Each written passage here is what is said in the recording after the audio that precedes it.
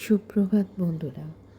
কিছু কিছু সময় আমাদের জীবনে আসে খুব খারাপ সময়, আর সেই খারাপ সময়টা যদি না আসে বন্ধুরা, তাহলে আমরা মানুষগুলোকে চিনতে পারবো না, সেই খারাপ মানুষগুলোকে যারা সামনে থেকে মিষ্টি মিষ্টি কথা বলে, ভালো মানুষের মুখোশ পরে।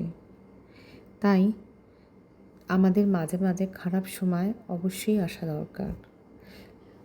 আর যারা দেখবে তারা খুবই ভয়ঙ্কর সেই মানুষগুলো, তাই তাদের থেকে যতটা পারো দূরে থাকো। যদি তুমি বুঝে যাও সেই সব মানুষ তোমার জন্য ভয়ঙ্কর, একেবারেই তুমি তাদের থেকে দূরে থাকো।